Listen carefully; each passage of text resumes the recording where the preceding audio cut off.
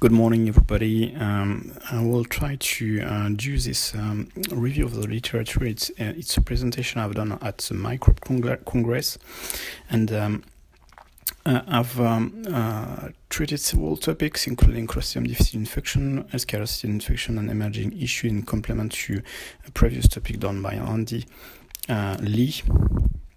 And I had a look at all these journals during the preparation of my presentation. But I also browsed a couple of blogs, including Hair Controversy blog and Reflection in IPC blog. Let's start with Clostridium difficile infection and with the concept of asymptomatic carriage as a reservoir for the potential transmission of C. diff in hospitals. This first study, published by Longton in JAMA Internal Medicine, implemented a strategy of search and isolate to prevent the spread of C. diff by putting a screening at the emergency unit. They screened more than 7,000 patients, and they found that there was asymptomatic carriage in 5% of them, 368 during the intervention period. All these patients were isolated, and when we look at the trends in terms of C. diff infection, we can see that the trend was decreasing from 7 cases to 3 cases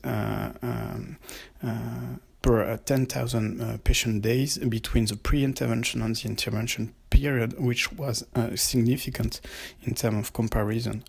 When we focus on the intervention period, we can see in the orange line the level of C. diff infection in Quebec Sutherland Institute, which is the institute of the study group, and the blue line is the incidence in the area of Quebec in other institutions, and they also compare this to at the province scale. And they've seen, when they've done the time series analysis, they estimated the level of CDI without the intervention, so the theoretical number of infection, as they've seen that there was a difference between the intervention and the expected number of cases of around 60% of prevented CDI. There was also potential confounder acknowledged by author, like the increase of anti-hygiene compliance. There was also a change in antibiotic and PPI consumption, and they finished by concluding that it was a cost-benefit strategy. So in conclusion to this study, they screened 121 patients at the emergency unit, leading to 6 asymptomatic carrier, and they isolated all these one to prevent one Clostridium difficile infection. As a new concept, as a new strategy, a lot of discussion have been engaged after that, including this one with the pro-con debates in the Reflection in IPC blog, and they also in this blog tried to do a survey to see what was the feeling of people, and it's led to a majority of people in disfavor of the implementation of this strategy in their hospitals. What about the transmissibility of C. diff if we're stopping contact precaution for a patient with CDI, accepted 027, 078, and incontinent patient? It has been done by Widmer in CID 2017 with 750 cases at the beginning with CDI toxigenic strain, and 6 of all these infections were documented to be probable transmission according to the pathway, so meaning to be in contact with another CDI patient previously, and it has been confirmed as a transmission by new genome sequencing for only 2 patients. It means that stopping contact precaution do not lead to a huge impact in terms of transmission, with only 1 to 2 cases per year explained by this cross-transmission in hospitals. We need to be careful with this study because it was in a particular setting with a high level of anti-hygiene compliance, low level of antibiotic consumption, and CDI incidence. Now, what about improving on the environment disinfection for C. diff? This study, published by Curtis Donskey team in ICHE this year, had the objective to have a look at the impact of an improved environmental disinfection on the incidence of C. diff. So they implemented a very strong indication process based on several markers, including fluorescent marker, to see if there was a removal of them during the cleaning, to check the cleanliness, and a high-touch surface culture to feed people back about all this data. And they succeed in the improvement in the increase in the removal of fluor marker by 60 to 80%. They also succeed in decreasing the burden of C. diff contamination in room from 30 to 3%. But when they were comparing the group of 7 hospitals with the intervention in comparison to the group of 8 hospitals without, there was no reduction in healthcare-associated C. diff infection incidence, which is a pretty pity because we are strongly focusing on environmental disinfection when we are dealing with C. diff, and it seems to not be to having a huge impact. What about antibiotic stewardship for C. diff? 2 studies, major studies published in Lancet Infectious Disease, assessing what is the reason of a decrease of C. diff based on the exploration of the impact of national campaign. The first one was in Scotland, based on the reduction of 4 types of the use of 4 types of antibiotics as a 4C strategy with fluoroquinolones, conoxiclav, clendan, and cephalosporin. It was also added of a strong national campaign for the improvement of hand hygiene and cleaning. And they've seen that after the implementation of this intervention at the national scale, there was a decrease, a reduction of the number of infections by 70% in hospital and a decrease by about 50% in the community. But there was no independent effect of the infection control measure, probably because hand hygiene campaigns were based on alcohol and swab use. And there was a strong impact association for the carbapenem use on the CDI. There was also a concept of threshold, meaning that if you are crossing a threshold, you have more risk of antibiotic use. You have more risk to get CDI, and it has to be tailored according to the setting. This more or less same study, same method, what is explaining a decrease of CDI in England following national campaign introduced in 2007. Do the reduction in use of antibiotics is correlated with the decrease of C. diff? We can answer yes. For fluoroquinolones, yes. For cephalosporin, with a cross correlation, perfect cross correlation for quinolones and cephalosporin. Is the improvement of infection control activities inferred in the occurrence of secondary case? When we are splitting susceptible strain and resistant strain to fluoroquinolone, we can clearly see a difference, and all these campaigns had an impact on resistant strain and not on susceptible. It probably means that infection control is not avoiding all type of infection, but fluoroquinolone is avoiding resistant strain infection. So the impact is probably in favor of the antibiotic stewardship in comparison to the IPC activities. So the reduction in fluoroquinolone use led to a decrease in the selection of fluoroquinolone-resistant C. diff and a decrease of C. diff infections. All this paper led to discussion. Most of them were fed by Mark Bonten with the correspondence published in Lancet by his team, and there were several questions listed, among which the advantage between resistant and susceptible strain, the duration of carriage, does it impact the transmission if there is a difference in duration of carriage in the community in hospital setting. All this question listed could be part of a PhD if you are interested. So in summary of all these major papers from Lancet CID, all are concluding that antibiotic stewardship probably is the most cost-benefit intervention to prevent C. diff infection. It also prevents other things, so it's a good point to focus on all these measures. Let's approach healthcare-associated infection now.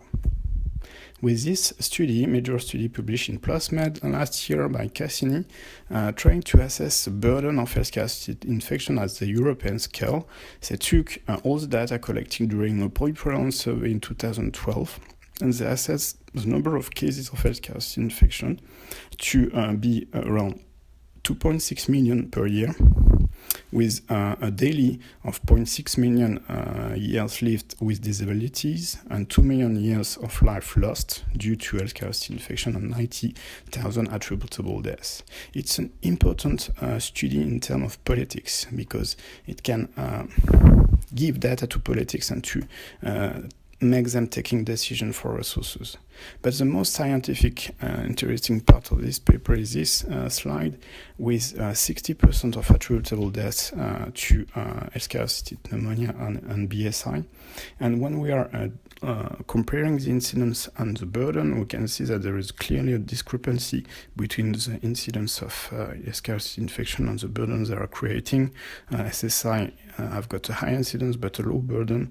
UTI is the same, and BSI are raising from incidence to burden, the same for healthcare-associated pneumonia.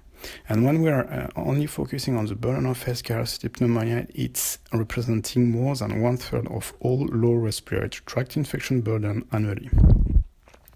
What about catheter-associated infections now? With this study, major study published in Lancet, comparing different type of catheter to prevent BSI. It's a randomized control trial in a children population of pediatric ICUs in 15 English hospitals, and they compare antibiotic CVC to standard CVC and heparin CVC with the BSI, and they've clearly seen that there was a decrease of the BSI, the rate of BSI in the antibiotic CVC arm in comparison to standard CVC and in comparison to heparin CVC. This was true for the crude assessment and for the adjusted model with this Cox regression analysis with a nasal ratio clearly showing that there is a prevention of the time to first BSI when we are putting antibiotic impregnated catheter in comparison to standard CVC. So in conclusion to this study, antibiotic impregnation is decreasing the BSI rate by 60%, which is pretty high, versus standard, and 59% versus heparin. Now, what about individual elements of bundles to prevent catheter line-associated bloodstream infection? This study had a look at this with a population of ICU adults, 1,000 people, and they splitted bundles, and they had to look at the impact if we are using only one element, and if we are using more than one element. And the conclusion of this paper is to say that even if you are using one element, you can prevent CLABSI significantly. But you need to implement it properly and with a high level of compliance. And if you're doing this, the compliance has to be more than 75%. So, and the more you have elements, the more your bundle is working. So it's an interesting paper, methodologic paper, but it's important to say that even if you are using only one bundle, you need to focus on the compliance. Now, a major study published in New England Journal of Medicine 2013 with the objective to see if at the national scale, a national comprehensive campaign to reduce QOTI can have an impact on the number of infections. So this intervention was implemented in a large scale, 1,000 units in US. With an intervention based on 5 elements. The first one was daily assessment of the presence of catheter urinary tract, an alternative to urinary catheter, the asymptomatic technique to feed people back with rates to train and identify gap, and with the possibility for settings to adapt this intervention to their local hospital, and with an implementation strategy with strong sponsorship at the national scale, a lot of guidance, a lot of tools, and an emphasis on socio-adaptative factors. So they had a look at infection and the number of catheter inserted. Here you can see the study timeline. And when we have a look at outcomes, we can clearly see that there is a significant decrease of QOTI during this study from 2.4 to 2.05 QOTI per 1,000 catheter a day, and it was also true for the catheter use from 20 to 90%. And when they were analyzing in detail quality rate and catheter use according to the settings, there was no impact in ICU. Non-ICU were more benefiting from the intervention than ICU settings, probably due to the fact that in ICU there is a low margin of progression because patients need close monitoring of urine outputs, they need catheter for routine culturing and so on. What about surgical site infection now? A lot of new guidelines have been published, as you probably know, from WHO, from CDC, from a lot of societies. All these guidelines were based on a huge effort of meta-analysis, 27 for WHO. I will not present all this meta-analysis. I will only focus on several points. The points were the working group cut. And the first point is the decolonization of patients with carrying Staphylococcus aureus, which has to be done, whatever the type of procedure now. The glucose control for diabetic and non-diabetic patients, the use of alcohol antiseptic with chlorhexidine for screen prep, the 80% FiO2 intraoperatively and during the follow-up of the patient after the procedure 2 to 6 hours after, the end of the plastic adhesive incise drop, the consideration of the irrigation of the wound after before closure with povidone iodine. You need also to consider 3000 coated suture to prevent infection, end of laminar airflow even for orthopedic surgery, to stop antibiotic prophylaxis once the incision is closed, whatever the type of surgery. So as they cut, there was controversy behind.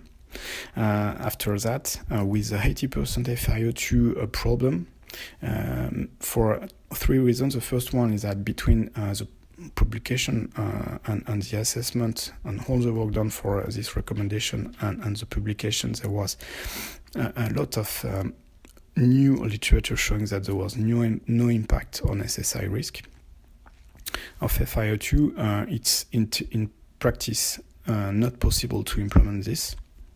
And there is also a problem of arm of hyperexia and a concern around that. So FiO2 is not so clear-cut right now. The decolonization, Mark Bonten said in a post that it's probably better to treat all based on several previous studies like Wong, like Vassamber and so on, than screening and then decolonize. But it has to be added of monitoring of myopirosin and chlorhexidine resistance to reconsider the strategy if there is emerging resistance. Now, do we need to infuse patients with antimicrobial stewardship just before the incision, or can we do earlier? It's a randomized controlled trial done in Switzerland in orthopedic and vascular surgery, comparing the 0 to 3 minutes before incision to the 30 to 70 minutes. And what they've seen in a huge cohort of patients, 5,000 patients, they've seen that there was no impact in terms of surgical site infection if you are treating the antibiotic prophylaxis in the early stage in comparison to the late stage, whatever the type of surgery. And they recommended to not change recommendations, and they are keeping in their hospital the recommendation of 30 minutes before the incision. Very short, this slide coming from the air controversy, Mike Edmond, comparing the skull cap with the Buffon cap. It's a controversy between surgeon and nurses societies right now in US, and they've seen that with this before and after study that there was no change in surgical site infection when you are switching from skull cap to Buffon cap, but we need to be careful with this study because there was no adjustment according to confounding factor. So it was just to say something around closing in the operating room. To finish with SSI, this study on surgical site infection surveillance, adding a picture, a photo of the wound can help to assess the SSI. It's clearly yes. If you are giving SSI cases and non-SSI cases to a blinded assessor, you can see that adding a picture will change his choice from a wrong statement to a true statement at the end, improving the reliability of SSI diagnosis. And authors have taken the opportunity to develop a smartphone app, which is also an opportunity to engage patients in the surveillance of their wounds and to understand what is important to have a look in the post-operative period. So what about healthcare-associated infection, healthcare-associated pneumonia now, with only one paper, this paper by Krompas in JAMA Internal Medicine, splitting as it has been done, as I presented previously with another study, splitted a bundle of measures to have a look at the impact of each element. And they found pretty surprising results. The oral care with chlorhexidine is increasing the ventilator mortality. So prophylaxis stress ulcer is increasing the risk of VAP. All other factors are decreasing the time to extubation alive. So the conclusion of this paper was to say that we probably need to revise our classic ventilator bundle. Do we need to exclude oral care from protocols according to this result? And we don't really know yet, but one major output is that stress ulcer prophylaxis has to be taken into account only for patients at risk. So now just a couple of topics for emerging issues. The first one, as you probably know, is Mycobacterium chimeray infections in cardiothoracic surgery from 2007 to 2015, with this UK team addressing the problem at the national scale by investigating all potential cases. So they took the culture positive with Mycobacterium chimeray, 7,000 culture, and they had a look at all possible cases.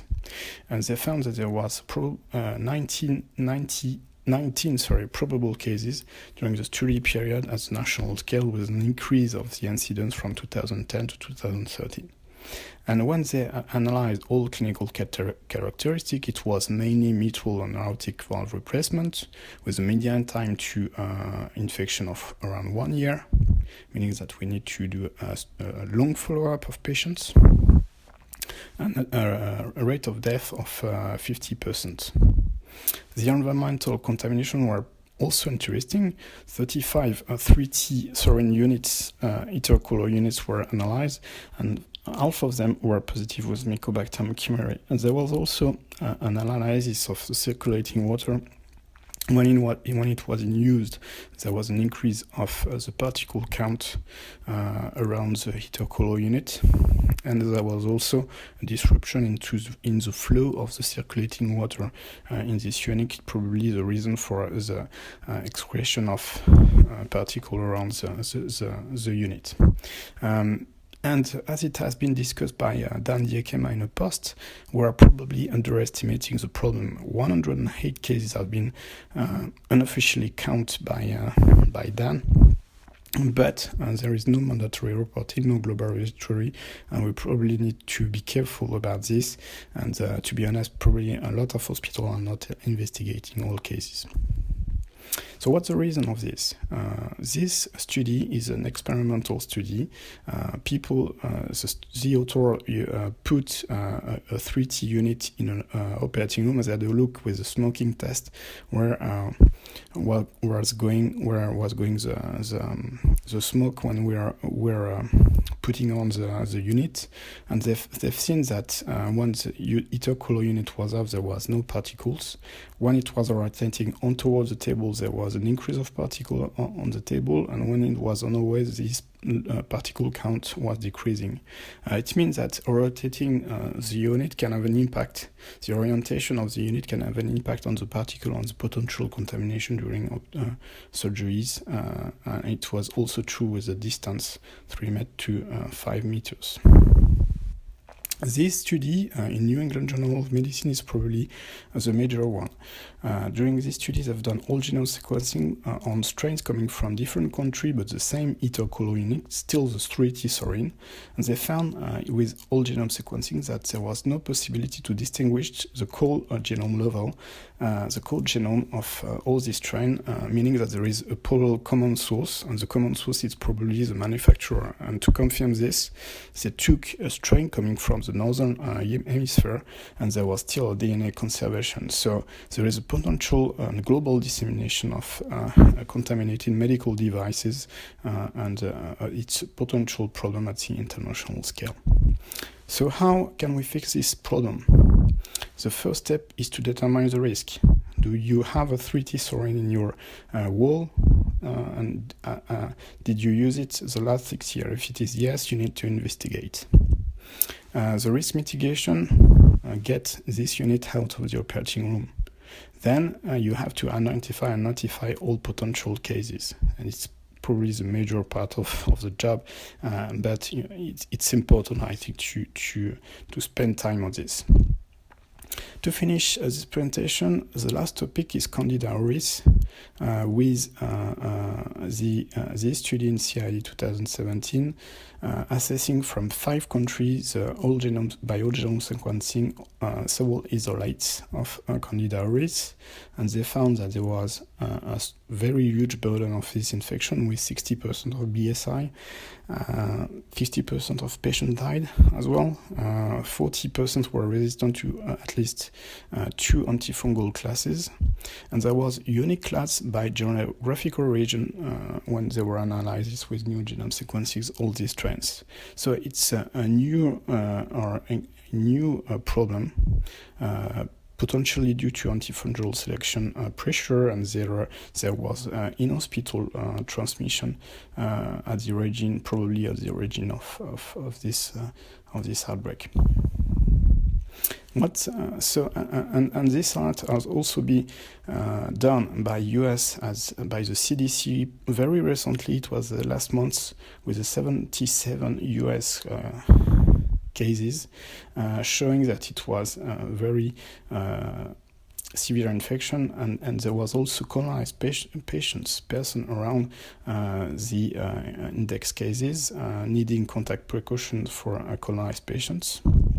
And there was also a role played by the environment in terms of dissemination of the bug.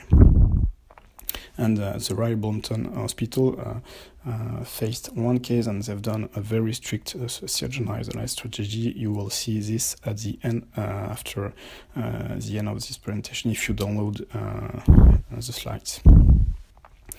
Are we prepared to that? Probably not. This survey done by Andreas Voss this month, showing that only 30% of institutions have done a warning about Candida auris, and 50% of UK respondents believe that their lab were correctly diagnosing Candida auris. So there is a potential problem. We're not prepared to that, and we need to probably to keep in mind that it's a potential public health problem. Thank you for your attention.